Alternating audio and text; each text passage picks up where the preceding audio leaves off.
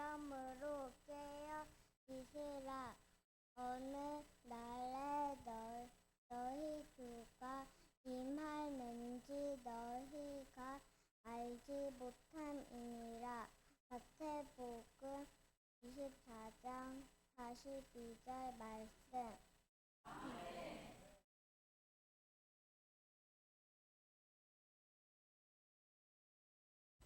이제 은퇴권사회에 나오셔서 우리 찬양하겠습니다.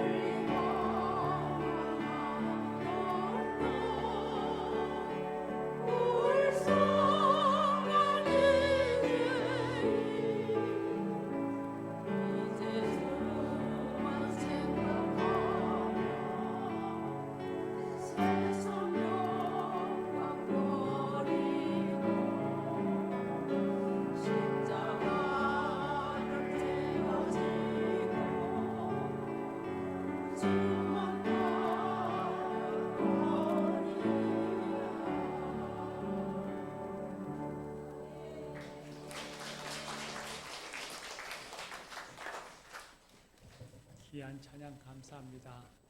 주님 생각하고 주님만 따라가는 성도들이 되십시다. 예, 찬양 가사가 우리 연태 권사님들의 신앙 고백이고 삶의 고백인 것 같아서 너무 큰 감동이었습니다. 귀한 찬양 감사합니다. 할렐루야. 예, 우리 청소년부 찬양인도 감동적이었죠. 예, 우리 최성원 군과 그 학생들 위해서 박수 한번 해주십시오.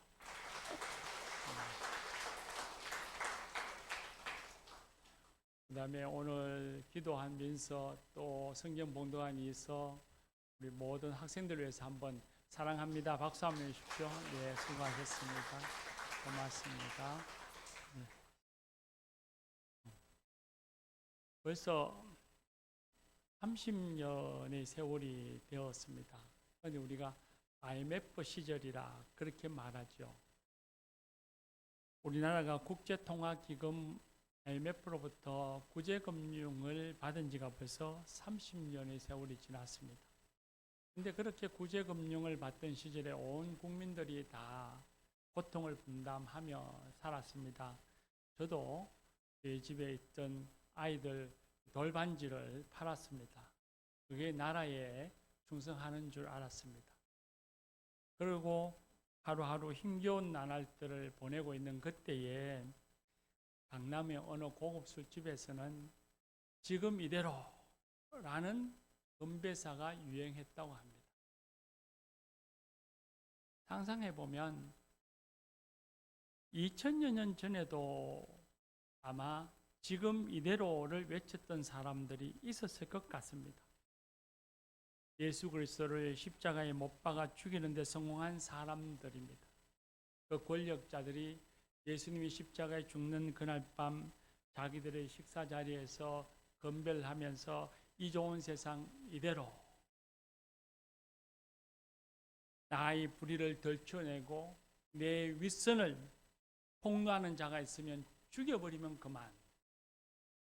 세상 이대로 천년 만년 그렇게 외쳤을 것 같습니다. 근데 또 생각해 보면 2000년 전 유다 땅에서만 그런 것이 아니라 모든 시대의 모든 곳에서 지금 이대로라고 외치는 사람들이 있었을 것 같습니다. 그렇게 외치는 사람들이 있었던 반면에 그리스도의 십자가 처형이 있고 난 후에 얼마 지나지 않아서 소수의 그리스도인들, 그들은 가난한 사람들이었고 그 사회에서는 소외받는 사람, 노예들, 여성들, 그런 소수의 사람들이 빵과 포도주가 차려진 소박한 식당에 모여 식탁 주위에 모여서 함께 모여 그들은 외쳤습니다. 마라나타 주 예수여 오시옵소서. 마라나타 주 예수여 오시옵소서라는 기도는 초대 교회에서 교인들이 마치 구호처럼 외치던 기도였습니다. 특히 예수님께서 베푸시고 나누셨던 식탁을 기억하면서 함께 모여 떡을 떼고 잔을 나누는 거룩한 성찬의 자리에서는 모든 교우들이 반드시 이 기도를 드리며 예배드렸습니다. 마라나타 주여 오시옵소서. 이 땅에 하나님 나라가 오게 하소서. 이 세상의 나라가 하나님 나라 되게 하소서. 기도하며 외쳤습니다. 지금 이대로가 아니라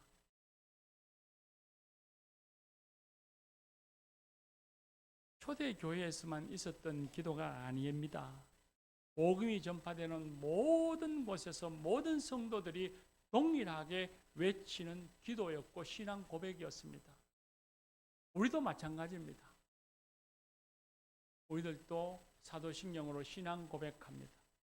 그 사도신경의 신앙 고백 속에 하늘에 오르시어 전능하신 하나님 아버지 우편에 앉아 계시다가 거기로부터 그 하늘로부터 산자와 죽은 자를 심판하러 오시리라 우리는 고백합니다. 예수님이 다시 오시라는 것을 고백하고 있습니다. 우리는 주님이 가르치신 주기도문으로 기도할 때에 하나님 나라가 임하소서, 하나님 나라가 오게 하소서라고 기도하고 있습니다. 그래서 이 신앙을 예수님이 다시 오심을 기다리는 신앙이라 해서 재림 신앙이라고 부릅니다. 지금 교회가 불을 켜고 대림절기를 안에 들어와 있습니다. 대림절이라고 하는 것이 한문으로 기다릴 대자에 이말 임자를 써서 예수 오심을 기다리는 절기인 것입니다. 교회는 이 세상이 이대로 영원히 될 것이라고 생각하지 않습니다. 그렇게 믿지 않습니다. 정의와 진리가 배척받고 사랑과 진실이 외면받고 조롱당하는 이런 세상이 영원할 것이라고 생각하지 않습니다. 전쟁과 내전이 끊어지지 않고 대립과 다툼이 자연스러운 현상으로 받아들여지고 시기와 질투, 미움과 분노, 살인과 죽음이 일상이 되어져 가는 이런 세상이 계속 지속될 것이라 영원할 것이라 생각하지 않습니다. 질병과 전염병, 기근과 재해로 인해서 수많은 사람들이 고통받고 죽어가는 이 세상이 이대로 지속되리라고 생각하지도 않고 우리는 믿지도 않습니다. 교회의 모습이고 우리의 신앙입니다. 예수님이 다시 오셔서 권력을 쥐고서 사람들을 억압하고 고통스럽게 하는 그런 이들을 심판하시고 전쟁과 다툼은 끝을 내고 음욕과 타락, 거짓과 불의는 멸하시고 질병과 고통은 사라지게 하실 것입니다. 예수님이 오시면 하나님과 무관한 모든 악함은 심판받을 것이고 사람을 사람답게 살지 못하게 하는 모든 어두움은 물러갈 것입니다. 이것이 우리 교회가 믿는 진리입니다. 이것이 교회가 말하는 종말이고 마지막 심판입니다. 영화에서 보는 것처럼 유성이 날아와서 지구와 충돌해서 멸망하는 그런 종말이 아닙니다. 그건 기독교의 종말이 아닙니다. 그리고 사람들에 의해서 유토피아가 이루어지는 종말도 아닙니다. 오직 예수님이 오셔서 인간 세상의 모든 악함을 멸하시고 우리를 구원하시고 이 세상에 이 땅에 천국이 이루어지도록 하시는 것, 그것이 바로 그날이 종말입니다. 교회와 기독교 신앙은 주님이 오셔서 예수님이 오셔서 이 땅에 하나님의 나라, 사랑과 정의, 평화가 충만한 나라가 온전히 이루어지리라고 믿고 기도하고 소망합니다. 대림절이 되면 촛불을 켜는데 이 촛불이 가리키는 바도 그것입니다. 이 촛불이 가지는 의미가 있습니다. 소망의 촛불, 평화의 촛불, 사랑의 촛불, 기쁨의 촛불입니다. 우리가 이 땅에서 이루어지기를 바라는 것, 주님이 오셔서 이루어지리라는 것을 믿고 기다리며 기도하며 촛불을 밝히는 것입니다. 예수 오심을 기다리는 이 신앙은 세상이 너무 힘들어서 유토피아 망상을 꿈꾸는 것이 아닙니다. 예수님의 오심을 기다리는 신앙을 가지게 된 것은 바로 그 예수님이 우리에게 하신 약속 때문입니다. 십자가에 죽으셨다가 부활하신 예수님께서 제자들에게 내가 다시 오리라고 약속하셨습니다. 예수님께서 구름을 타고 능력과 큰 영광 중에 오는 것을 너희가 눈으로 보리라 하셨습니다. 하늘로 승천하시면서 너희가 본 대로 내가 다시 오리라 말씀하셨습니다. 주님이 오실 때에 이 땅에는 지금과 다른 새하늘과 새 땅이 이루어질 것입니다.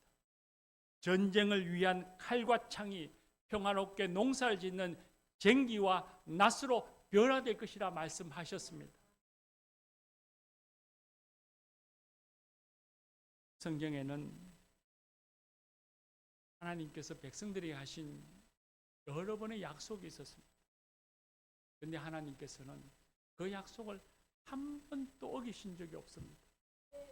사람들은 그 약속을 어겼을지라도 하나님께서는 사람들에게 하신 약속, 백성들에게 하신 약속을 한 번도 어기시지 아니하고 반드시 그 약속을 이루셨습니다. 죽음을 이기고 부활하신 예수님께서도 약속하셨습니다. 그리고 약속하신 그대로 반드시 다시 이 땅에 오실 것이고 오셔서 우리를 죽음으로 몰아가는 모든 악과 어두움을 심판하시고 영원한 평화를 주실 것입니다. 문제는 사람들이 언제 오시는가라고 자꾸 생각한다는 것이죠. 예수님께서는 아주 분명하게 말씀하셨습니다. 세상에 어떤 누구도 예수님이 다시 오시는 그 날과 그 때를 알지 못한다. 오직 하나님 아버지만이 아신다 하셨습니다.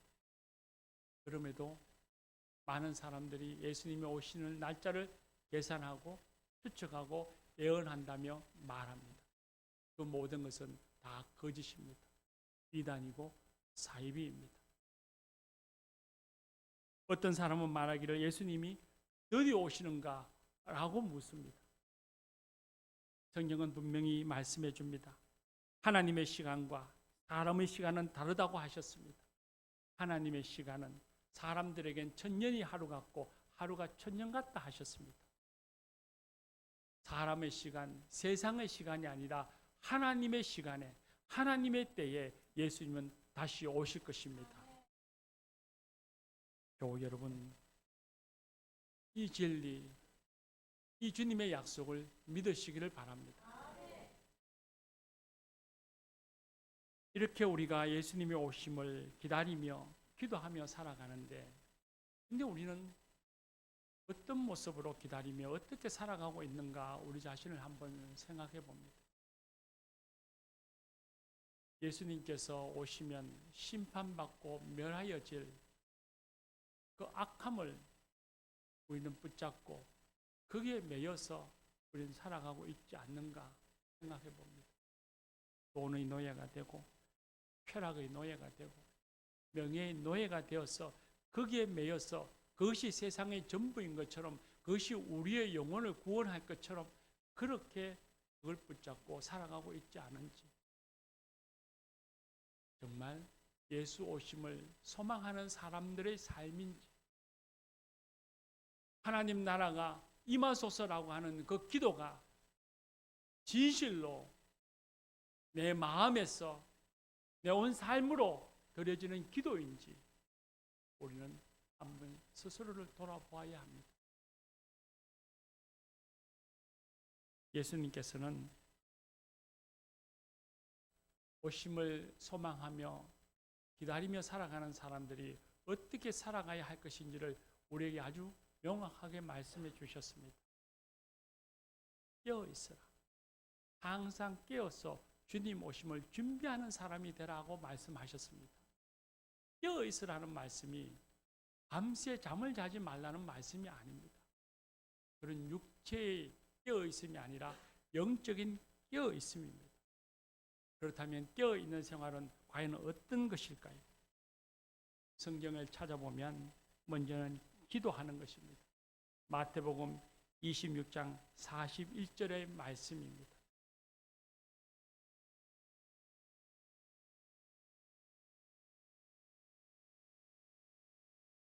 있으세요. 기도하세요. 그래서 유혹에 빠지지 않도록 하세요. 영은 간절히 바라지만 육신이 따라주지 않는. 아멘.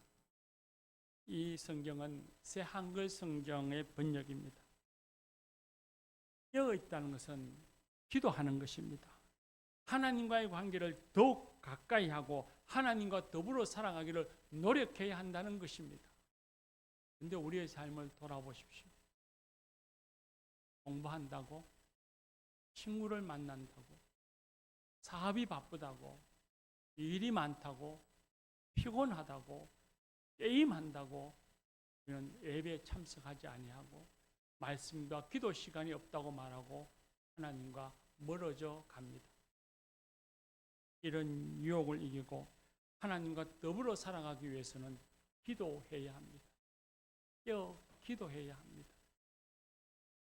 두 번째는 마귀를 대적해야 합니다. 베드로전서 5장 8절의 말씀입니다.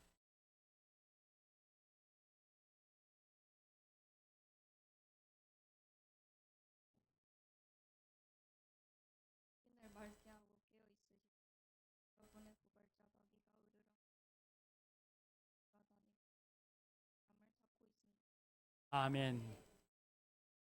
마귀가 우리를 하나님에게서 멀어지게 하고 죄를 짓도록 합니다. 하루의 일과 중에서도 미움과 분노, 다툼과 시기, 불의와 쾌락, 욕설, 거짓말, 편가르기, 폭력, 괴롭힘, 술 취함, 스마트폰에 빠져서 하루를 살아가는 생활의 모습, 세상의 욕망에 치우쳐서 우리의 일상을 망가뜨리고 온전하지 못하도록 유혹합니다. 권력과 명예, 물질, 음욕, 쾌락의 욕망을 부추깁니다. 사탄의 유혹에 넘어가서는 안 됩니다. 세상의 악한 것과 짜가는 삶은 소망하는 사람들의 삶의 모습이 아닙니다. 세 번째는 빛의 자녀답게 하나님의 사람답게 살아야 합니다. 데살로니가전서 5장 6절의 말씀입니다. 그러므로 우리는 다른 사람들처럼 잠자지 맙시다. 깨어서 정신을 맑게 합시다. 아멘.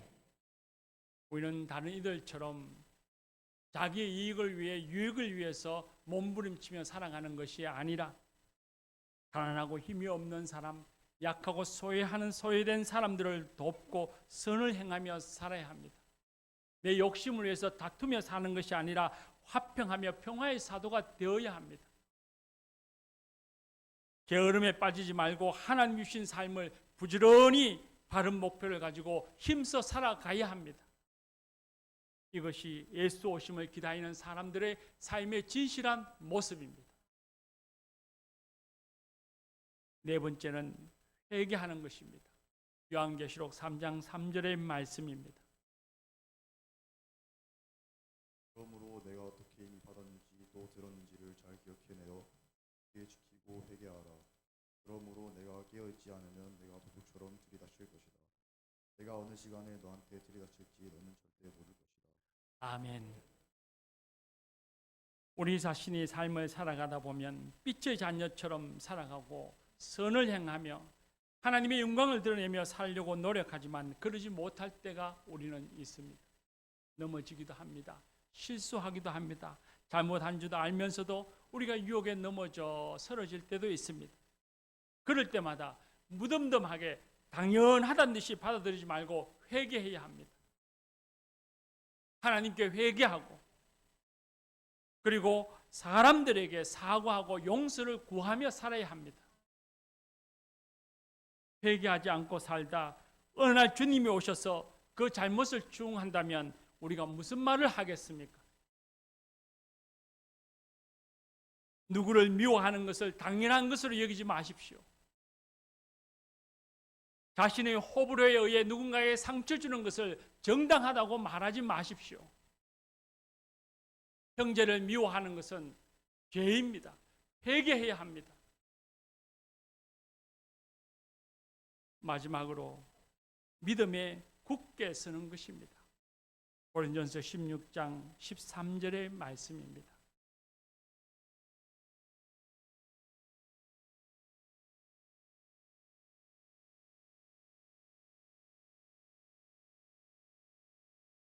아멘. 우리가 읽는 개역 성경에 보면 이 말씀에 남자답게 강건하라 그렇게 했습니다. 이때 남자란 젠더 남성을 가르치는 것이 아니라 모든 믿음의 형제 자매를 가르치는 것입니다. 세상에서 살아갈 때 우리를 두렵게 하고 근심하게 하는 것들이 우리는 많습니다. 내가 가진 것이 없어서, 세상의 기술이 너무 빠르게 발전하고 적응하지 못해서, 건강이 여의치 못해서, 말이 부족해서, 기회가 없어서 우리는 세상을 살아가면서 수많은 이유들로 인해서 우리는 불안해하고 두려워하고 우울해하고 우리는 근심하며 살아갑니다. 그런데 주님께서는 말씀하셨습니다. 믿음에 굳게 서라 하셨습니다. 하나님이 우리를 끝까지 사랑하시고 우리를 향해서 무관심하지 아니하시며 우리를 붙잡고 계신다는 사실을 믿어야 합니다. 우리를 지극히 사랑하시는 주님이 우리와 함께 계십니다. 세상의 그 어떤 이유로 말미암아서라도 두려워하지 아니하고 두려움에 휩쓸리지 아니하고 믿음으로써 굳게 서서 주님을 의지하며 담대하게 당당하게 세상을 살아야 합니다. 이것이 주님 오심을 기다리는 신앙의 삶의 자세입니다. 사랑하는 교우 여러분, 오늘 우리가 말씀을 통해서 깨달았던 이 깨어있음의 5가지의 삶의 자세를 우리가 잊지 말고 기억하십시다. 우리 모두가 주님이 오신 그날을 준비하는 오늘도 내일도 깨어있는 그리스도인이 되십시다.